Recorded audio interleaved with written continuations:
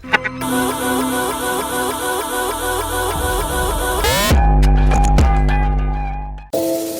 orë me Frankën në Top Albania Radio. E di që kjo është një nga çështjet më të mprehta për të diskutuar. Të gjithë ne kemi mungesë vetëvlerësimi. Le ta nisim nga këtu. Le t'i ulim pak tensionet dhe të kuptojmë se ky është një rrugtim, një proces i gjatë. Por ky rrugtim ka një rregull i cili nuk duhet më njanuar asnjëherë. Kjo do të thotë se ne nuk duhet ta krahasojmë rrugtimin ton me rrugtimin e njerëzve të tjerë. Ne e kemi punën vetëm me veten dhe me punën e përditshme që bëjmë për ta evoluar qenien tonë në një nivel më të lartë. Megjithatë, në momentin e parë që keni dëgjuar që thash nuk kemi vetëvlerësim apo kemi pak vetëvlerësim të ulët, besoj se egoja ka dalë përpjet dhe ka thënë që jo, unë nuk kam probleme, unë jam okay, mbase të tjerë, po unë kam vetëvlerësimin shumë mirë. Tani egoja e ka këtë karakteristikën, do të jetojë në atë prallën e saj, në komfort zonin mbretëror dhe nuk do të pranojë se ka mungesa. Kjo vjen si pasojë e frikës nga të dalurit nga ky comfort zone, frika e dështimit, por gjithashtu edhe frika e të pranuarit se ne kemi mungesa. Në aspektin energjetik apo shpirtëror ne nuk kemi asnjë lloj mungese. Ne jemi realisht për plotësim hynor dhe në thelb nuk kemi nevojë të bëjmë asgjë, sepse ne jemi gjithçkaja. Por nëse do të pyesnim subkonsciencën, ajo do të thoshte po i kam të mungesa o Franka, i kam të blokesa. Dhe unë me vetdije dhe pa ego kryeneçe, sepse krenaria është ajo që na prish shumë punë, do thoja po, e di.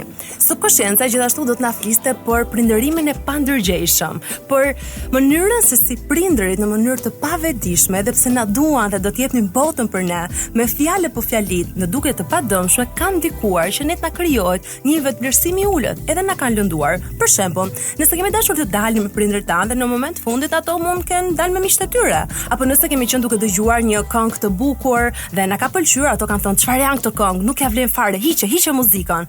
Apo pa dashje, gjithmonë na kanë krahasuar me djalin e mikut tyre të ngurtë, duke na thënë, "Po si filania, po shiko sa nota të mira po merr filania."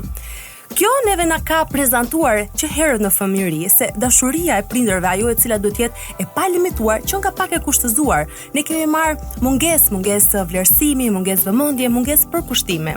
Dhe çfarë ndodh? Ndodh që ne të besojmë se jemi të pamjaftueshëm dhe pa dashje në mënyrë të pavetdijshme do të tërheqim në jetën tonë njerëz të cilët na e vërtetojnë këtë bindje, sepse ne kështu e besojmë dashurinë të jetë. Si shikoni pra, krijohet një cikël i mbyllur. Si fillim nuk duhet na vi as pak keq për veten. As pak keq për veten, nuk duhet ta gjykojmë dhe nuk duhet ta kritikojmë më. Gjërat janë ashtu sikurse janë dhe kjo vjen vetëm nga pavetdia. Dhe si të bëhemi ne më të mirë në fundit për brezën dhe gjeneratën tjetër, të fillojmë të bëhemi të vetëdijshëm për sjelljet, mendimet, ndjenjat tona të pavetdijshme. Të fillojmë të pranojmë që sot, që po unë kam mungesë vetëvlerësimi dhe nga aty të fillojmë punën tonë për të punuar në zhvillimin personal.